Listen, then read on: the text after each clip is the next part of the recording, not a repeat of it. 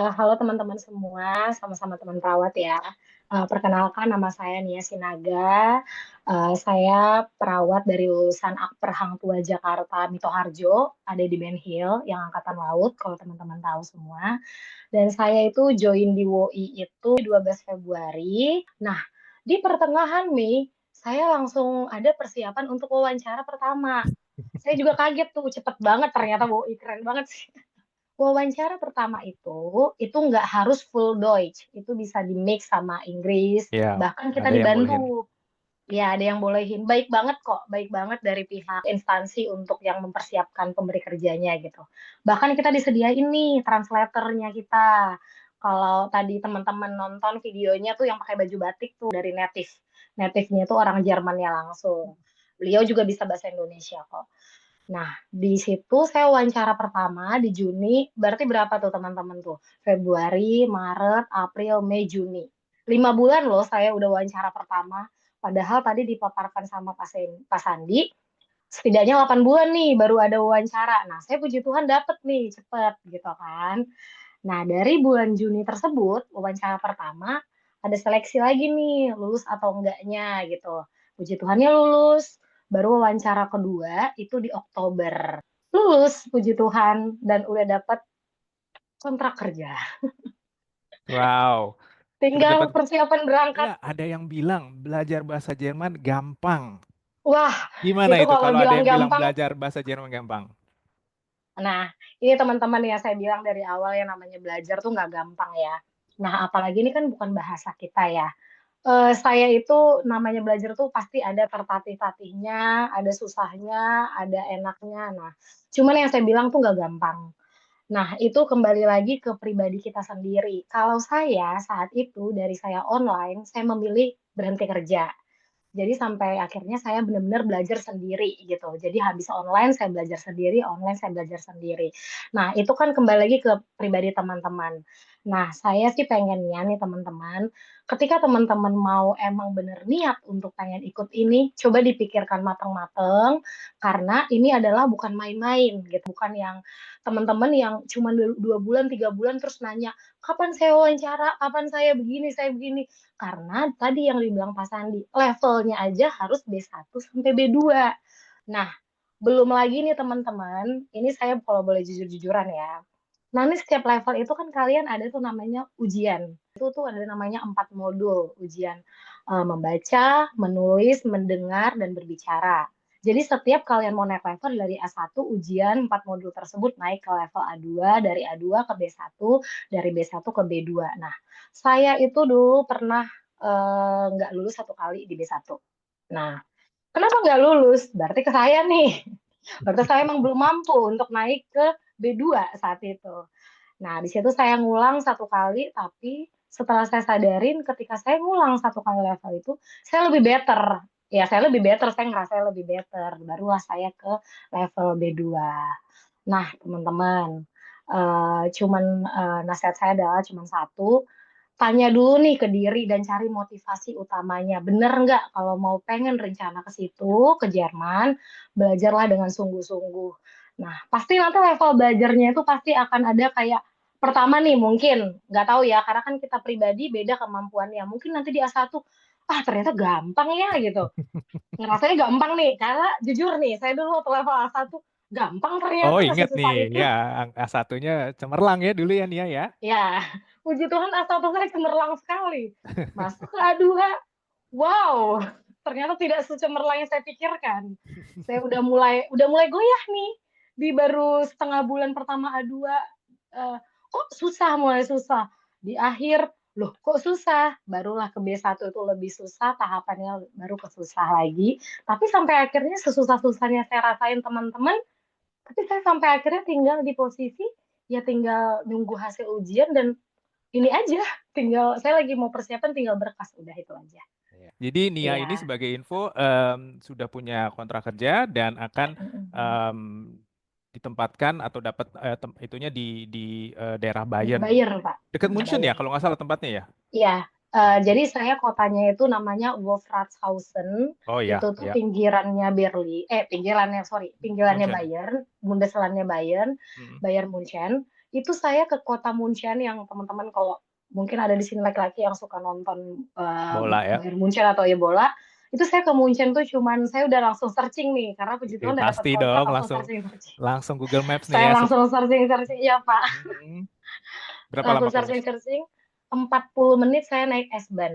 naik kereta? Kebayang nggak Nah, tuh teman-teman? Iya, naik oke. S-Bahn naik kereta gitu kayak keretanya Jerman. Oh, cuman Tuh, cuman 45 menit tapi naik S-Bahn hitungannya deket tuh nih ya. iya Pak, Karena makanya S-Bahn itu yang kayak KRL gitu, jadi dia banyak berhentinya, dia iya, dia banyak iya, stopnya. Kalau 40 menit berarti itu deket sama Munchen, itu bukan jauh, itu iya udah Pak, makanya juga saya kaget dari Bekasi ke 40 Jakarta menit. itu. Nah, bayangin tuh teman-teman. Jadi ya kembali lagi ke teman-teman. Pokoknya kalau emang mau rencana, tetap semangat. Yang banyak ditanyakan juga tentang proses belajarnya, suasana belajarnya nih ya. Itu boleh cerita Mm-mm. nggak kayak kelasnya tuh kayak gimana, Oke. gurunya kayak gimana, Mm-mm. apa namanya, belajarnya itu, karena kan banyak yang bingung ya, ini belajarnya setiap hari, terus mungkin nggak Mm-mm. kebayang ya kan zaman kuliah ada yang udah lama nih kuliah terus kan harus kembali ke kayak sekolah lagi Senin sampai Mm-mm. Jumat, Benar. kayak gimana dulu pengalamannya? Nah, oke. Untuk pengalaman belajar dari Senin sampai Jumat, Sabtu dan Minggu kita libur. Kalau nanti teman-teman di onsite itu dari jam 9.30 sampai jam 3 sore. Dikasih waktu istirahat itu dari jam 12 sampai jam 1 siang. Nah, nanti kita itu ada namanya itu kalau dipanggil cewek itu Frau, kalau cowok itu Herr. Hmm. Di sana tuh baik-baik banget. Ada Herr, ada Frau tuh baik-baik banget. Dimana nanti pelajaran di kelas itu pasti ya kita tuh nanti ada panduan buku dulu, dapat buku sesuai level, terus nanti kita belajar. Even nanti teman-teman pun di sepanjang pembelajaran kayak mau nanya hal sekecil apapun, kayak mau cuma nanya izin ke toilet atau mau nanya teman-teman mau nanya bahasa Jermannya tembok apa Herr atau Frau, pasti akan dijawab. Apapun tuh pasti akan dijawab sama sama Frau sama Herrnya nanti. Nah, nanti sepanjang pembelajaran tersebut pasti nanti akan ada kuis juga. Jadi Hmm. kuisnya tuh setiap 1 minggu itu nge-review. Jadi kan di dalam satu buku itu ada 12 kapital kayak bab Chapter. lah, 12 Hmm. bab ya. Nah, setiap 3 bab itu kita akan direview dengan caranya itu kuis, kuis tulis. Jadi itu karena bahasa Jerman itu teman-teman tuh ada namanya gramatik. Kalau di bahasa Inggris kan kita belajar grammar ya, grammar gitu. Nah, kalau di bahasa Jerman tuh nanti ada gramatik. Nah, itu nanti kita direview kemampuan kita, nanti ada soal-soal setiap 3 kapital, setiap 3 bab itu kita ujian tadi kuis tersebut. Nah, kuisnya itu bisa total berarti tiga kuis dalam satu level. Nah, barulah setelah 3 kuis itu, barulah kita ujian untuk naik level. Di mana tadi yang saya bilang di awal, yang ada 4 modul, yang berbicara, mendengar, menulis, dan membaca. Nah, teman-teman gak usah takut, gak usah, wow ini nanti gimana ya, gimana. Nah, ketika teman-teman mau kenaikan level, itu ada kelas Vorbereitung. Ada namanya Persiapan. Vorbereitung itu latihan, ya Hmm. persiapan. Pasti nanti akan dilatih, dipersiapkan sama Herr, sama Frau-nya. Apa sih kalau untuk modul membaca itu apa yang harus kita siapkan, modul berbicara itu apa yang harus kita persiapkan, modul Hmm. menulis, menulis itu nanti kayak nulis surat, terus nanti kalau misalnya mendengar apa sih yang harus kita persiapkan gitu. Semuanya tuh pasti akan dijelasin sama Herr sama Frau-nya. Nah, teman-teman, kalau di luar jam belajar nih, gimana nih? Kan kita cuma sampai jam 3 sore gitu Hmm. kan. Hmm. Hmm. Nah, kalau tipe saya nggak tahu ya teman-teman mungkin, jadi kalau saya bilang teman-teman seaktif-aktifnya lah. Kalau nanti teman-teman ada yang mau ditanya atau pengen banget yang nggak tahu, teman-teman tuh nanti akan dikasih tuh kontak Frau atau Hernya itu kalian tuh bisa WhatsApp pribadi. Even kita punya WhatsApp grup misalnya ya, mungkin kalau di WhatsApp grup kan gak enak ya, misalnya nanya gitu. Nah, WhatsApp pribadi itu pasti Her sama Frau-nya akan jawab. Nah, teman-teman gak usah takut, itu tuh tadi ya, bener ya Pak ya. Bahkan tuh kita punya Her sama Frau tuh baik-baik banget. Gak ada tuh Hmm. namanya killer-killeran tuh gak ada. Tapi kecuali ya kalau namanya mau ujian ya mungkin ya bukan killer sih ya lebih tegas gitu. Cuma kan itu kan buat kitanya juga. Nah, teman-teman, selain itu juga kita punya temen nih selama di kelas. Teman-temannya itu gak usah takut. Saya juga dari awal mikirnya, wah gue yang nggak tahu apa-apa nih. Mungkin aku yang belum pernah belajar bahasa bahasa asing kecuali bahasa Inggris ya di sekolah gitu kan. Wah ntar gue punya teman satu kelas kok pinter-pinter gitu. Enggak kok. Nggak usah takut, nggak usah minder. Kita tuh sama-sama, mungkin kita nggak tahu ya, nanti kita dapat teman yang udah pernah belajar sendiri atau gimana. Cuman pasti teman-teman itu baik-baik banget kok. Teman-teman itu pasti baik-baik banget dan kita saling ya saling ya Support saling ya. inilah, saling support, terus saling inian kasih kasih pengalaman atau gimananya. Nah, terus nanti ada di mana kelas tertentu, yaitu mungkin di level B1 atau di level B2. Nah, apalagi tadi teman-teman bisa lihat tuh yang ada hair yang pakai batik tuh, hair namanya Hair Jakob. Yakob. Hmm. Hair Yakob tuh native yang kita langsung dari Jerman. Itu nanti ada khusus kelasnya beliau. Beliau itu maunya kita auf Deutsch, full of Deutsch. Itu tuh adalah full bahasa Bahasa Jerman. Jerman. Hmm. Ya, even kita ngomong kenapa hair itu harus pakai bahasa Jerman gitu. Nah, itu sangat membantu sekali teman-teman. Dan walaupun kita nggak tahu atau takut, nggak usah takut. Itu nanti waktu walaupun kita salah ngomong, nanti langsung dikoreksi sama beliau. Ya udah, pokoknya sepedenya kita, seberaninya kita, seaktifnya kita, itu pasti sangat membantu sih di tiap kelas gitu. Ini Intinya mau bertanya ya Pak ya, sama harus mau aktif, betul. harus aktif. Saya juga suka ditanya tentang belum ngalamin agak bingung ya. Kayak interview Mm-mm. dalam bahasa Jerman. Ya kan udah 2 kali ya Ya, waktu itu ya. Interview dalam ya bahasa benar Pak. Jerman. Pengalamannya kayak gimana? Semenyeramkan Oke, itukah gitu loh interview bahasa Jerman itu? oke. Mm. Interview bahasa Jerman teman-teman, gak semenyeramkan itu jujur saya bilang. Di awal saya juga agak jantungan, kaget, takut gitu loh kan. Nah, interview pertama tadi yang saya udah bilang, itu nanti kan kita akan ada pendamping, ada translatornya, itu bisa yang tadi yang Herr Yakob, yang translatornya kita native. Nah, di situ nanti kita akan bertanya, mereka akan bertanya ke kita, tapi sebelumnya ingat ya teman-teman, kita tuh ada namanya kelas persiapan untuk wawancara. Pasti nanti dari pihak UI atau pihak Spitzennya akan nginfoin nih, apa sih akan pertanyaan-pertanyaan yang mereka biasanya umumin tanyakan gitu. Atau apa hal-hal pribadi yang akan mereka tanyakan. Nah, dari situ kan, dari kelas persiapan itu nanti teman-teman bisa nih searching sendiri, translator sendiri, tulis di kertas kecil, di kertas persiapan. Jadi setiap apapun pertanyaannya mereka, teman-teman udah mempersiapkan. Nah, kalau di tengah jalan, ketika teman-teman nggak tahu nih cara ngejawabnya, tenang saja, kan tadi ada yang di sebelah kita, ada translator kita. Nah, kalau yang pertama tadi kan yang bisa nih di-mix sama English, bisa di-mix sama English. Barulah yang wawancara kedua. Wawancara kedua itu kita dengan pemberi kerja yang menentukan nih kita diterima nggak kita di mana tadi kayak tadi saya pemberi kerja akhirnya saya ditempatkan di daerah Bayern gitu. Nah, kalau yang kedua ini teman-teman itu benar-benar full Deutsch. Itu tuh benar-benar full bahasa Jerman.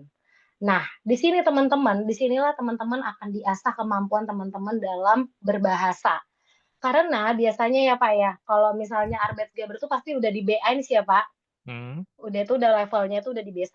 Nah, level B1 itu kan harusnya level di mana ketika orang bertanya sama kita, kita sudah bisa menjawab gitu kan. Atau Hmm. ketika orang bertanya, kita sudah tahu apa sih maksud dari Hmm. pertanyaan tersebut. Tapi teman-teman gak usah takut. Ketika teman-teman lupa, misalnya satu kata lupa, tinggal tanya aja ke Hernya gitu. Her, of Deutsch-nya ini apa gitu. Tapi tetap kita yang akan menjelaskan kata-kata kita tersebut, jawaban kita tersebut ke pemberi kerja tersebut yang bertanya. Jadi ingat teman-teman, ketika kalian emang benar-benar pengen dapet penempatan di sana, mau di rumah sakit, mau di Altenheim, yang pertama adalah apa? Bahasa. Yang utama itu adalah bahasa. Nggak ada Gitu. ini ya, nggak ada cara Ya, lain ya, harus bahasa ya nggak ada Nia ya, cara benar ya? lain. Ya oke. Bahasa. Ya, motivasi Tania untuk akhirnya sampai dengan tadi resign dan berkomitmen dengan penuh gitu kan ya. Kemudian ingin berkarir di luar itu sebenarnya apa ya Kak? Jujur ya kadang-kadang nih yang bikin takutnya adalah se tanda kutip nggak enak di negara sendiri kan kampung halaman Tentu. sendiri. Tapi ngelihat sekarang yang Indonesia kayak gini tuh kayak aduh buat anak dan lain sebagainya kayaknya nggak bagus deh gitu ya, apalagi di Tangerang yang akhirnya biaya hidup itu jadi justru ya lebih besar pasak daripada tiang gitu ya, mau dihemat Iya. segimana pun kayak nggak nyampe gitu. Makasih Kak Samrato untuk pertanyaannya. Kalau saya sendiri adalah saya juga perawat kurang lebih itu lulus 2016. Itu berarti 7 tahun lebih lah saya bekerja. Saya itu udah melanglang buana tuh rumah sakit, klinik kecantikan, klinik kulit dan kecantikan, terus juga kayak di suatu perusahaan yaitu waktu itu Pertamina gitu kan. Nah, teman-teman mungkin tadi yang nanya terkait motivasi ya. Nah, teman-teman kan di sini sama-sama perawat ya, ataupun mungkin di sini ada yang udah bekerja atau yang masih kuliah. Nah, kalau saya sebenarnya motivasi saya itu udah mulai pengen di luar itu semenjak di 2021 atau 2022. Saat itu masih pandemi. Nah, saya ngelihat teman-teman saya bahkan pasien saya sendiri itu ngomong ke saya, "Mbak, sus gitu loh, nggak ada rencana keluar ya?" Katanya gitu. Nah, kenapa? Saya bilang kan, "Bukannya gaji perawat itu kecil," katanya gitu kan. Nah, emang ketika itu adalah gaji saya perawat itu cukup cukup, cuman nggak yang besar banget. Karena tahu sendiri ya teman-teman ya, kalau perawat itu adalah gaji itu, salary itu tergantung di mana ruangan kita penempatan dan apa posisi kita. Mungkin kalau kita kan perawat pelaksana, ya gaji kita ya standarnya perawat pelaksana dan tergantung ruangan kita juga di mana. Nah, barulah saya termotivasi itu ketika saya ngedengar teman-teman saya udah mulai ternyata rencana berangkat, bahkan teman saya ada yang ke Australia, ada yang ke Jepang, ada teman saya terakhir tuh ke Arab tuh 2023 awal, itu dia berangkat ke Arab. Nah, dari situlah saya mau termotivasi, termotivasi itu adalah, nah terkhususnya saat ini karena mungkin lagi single ya teman-teman gitu. Nah saya mikir, apa sih yang saya bisa dapatkan di mana saya di Indonesia? Bukan saya meng-underestimate untuk perawat di Indonesia ya, enggak. Tapi dengan gaji yang saya cuman, ya berapa sih teman-teman gaji tertinggi perawat tuh biasanya kan cuma 6-7 juta ya. Bahkan kalau saya cerita ke teman saya aja gaji saya 6-7 juta aja tuh katanya tinggi gitu loh. Dengan teman-teman saya biasanya cuma 4 juta, bahkan under 4 juta gitu. Nah, akhirnya saya termotivasi adalah, oh iya, saya single, saya punya cukup pengalaman walaupun nggak banyak gitu. Nah, saya pengen gitu loh, saya juga pengen mengembangkan karir saya di luar. Walaupun kata teman-teman saya atau kata saudara saya yang medis gitu kan, nanti lo di luar itu cuman jaga panti jompo nih ya, lo nanti di luar itu cuman jaga oma-oma atau opa-opa. Sangat berbeda teman-teman. Kalau kita di sini kita lihat panti jompo ya, mungkin kayak panti jompo yang ya cuman ngasih makan, cuman kita jagain, di sana tuh sangat berbeda gitu. Kayak teman kita tadi Mariam, yang tadi di video, itu Yang di Berlin. teman kita iya dia juga penempatan tuh di Altenheim. Kalau bisa dibilang panti jompo. Tapi kalau di Jerman tuh nggak bisa dikatakan panti jompo ya Pak ya. Karena ini perbedaan kultur, teman-teman. Di Jerman itu kita nggak kayak di Asia, di mana anak masih kewajiban ngurus orang tua. Itu di sana tuh nggak kayak gitu. Jadi biasanya keluarga Jerman, dia anak 18 tahun itu udah keluar dari rumah mandiri sendiri. Anak sana tuh lebih mandiri. Jadi matangnya jauh lebih cepat daripada orang Asia gitu ya. Akibatnya juga ketika orang tua itu sudah masuk usia pensiun, pensiun di sana tuh 68, 69. Jadi mereka masih fit, masih ini, tapi kalau mereka udah masuk ke 75, 80 kan tentu aja fisik udah berkurang. Nah, mereka udah paham kalau saya di rumah nanti siapa yang nemenin saya? Karena anaknya jelas sudah pada misah semua gitu ya. Mereka budayanya bukan yang anak ngurusin orang tua. Jadi mereka banyak yang menjual rumahnya ya. Mereka jual semua propertinya, mereka jual semua asetnya. Mereka lebih baik pindah ke tempat senior residensi kalau dalam bahasa Inggris atau disebut bahasa Jerman itu Altenheim, dan di sana tuh banyak teman kan. Kalau mereka gabung di senior residensi, mereka secara fisik masih fit, masih sehat, tapi mereka punya banyak teman ya. Mereka ada yang ngurusin, mereka ada komunitas, mereka bisa senang-senang, happy-happy karena mereka nggak mau dan memang nggak ada gitu yang keluarganya yang mau ngurusin. Jadi itu perbedaan budaya mungkin buat yang kita di Indonesia agak aneh gitu, karena kan kalau di Indonesia pati jompo ya memang yang udah lemah banget, yang udah sakit lah, yang udah jompo banget gitu ya.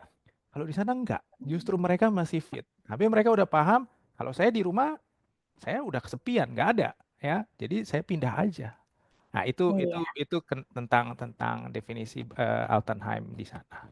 Nah, Nah, sampai akhirnya nanti kita ya itulah tadi yang saya bilang, ketika teman-teman mungkin 10 tahun, 8 tahun biasanya bekerja di rumah sakit atau di apa, hanya CI tadi atau biasanya mungkin nanti karu atau gimana gitu. Nah, teman-teman nanti tenang saja karena nanti kan dari WUI-nya itu adalah ada nih penempatan bisa di Altenheim, bisa di rumah sakit, kembali lagi nanti pemberi kerjanya tersebut. Nah, makanya saya termotivasi adalah saya mau mengembangkan karir keperawatan saya itu mending ke luar gitu loh. Dengan pengalaman saya yang cukup, terus saya dengan segi teman-teman yang nggak inilah ya, nggak menutup kemungkinan pasti apa sih yang kita cari kalau di bekerja kalau bukan salary ya teman-teman gitu ya.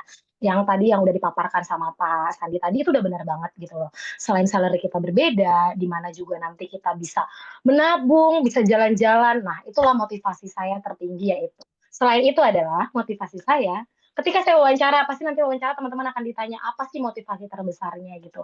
Nah, kalau saya pribadi adalah saya pengen bangun rumah untuk orang tua. Kalau sampai Ya. sekarang ya 8 tahun, uang saya cuma habis di ongkos kosan karena saya teman-teman dan saya ngekos gitu loh di Jakarta ini. Cuman habis di makan, ngekos, biaya hidup, jalan, udah cuma sampai di situ aja. Tabungan berapa sih teman-teman perawat kalau pasti teman-teman pasti yang udah kerja pasti tahu lah ya. Nabung-nabungnya kita paling tinggi pasti cuma 1 juta ya paling tinggi. Itu mau disampai 1 tahun aja nggak bisa beli apa-apa teman-teman, motor aja nggak cukup. Nah, bener kan? Iya, iya, Apalagi iya. dengan Kak Somratul yang berarti udah berkeluarga ya Kak ya? Iya, aku udah Nah, berkeluarga, punya 2 anak, dan yang memang masih pada nah, kita ya. Itu jadi salah satu mungkin pertimbangan yang perlu saya pikirkan dengan baik dan matang gitu. Untuk biaya sekolah tuh bener-bener deh iya, nggak bisa dengan gaji yang saat ini gitu, dan dengan biaya iya hidup bener banget. yang nggak masuk akal gitu. Even teman-teman pun udah berkeluarga, itu nggak apa-apa kok. Dan Jerman tuh nggak ada akan nanyain status teman-teman yang ribet gitu, enggak. Cuman cukup tinggal jawab antara udah menikah atau udah pernah menikah, udah, atau single. Jadi kalau terkait teman-teman masih married terus pengen rencana kerja di sana, it's okay.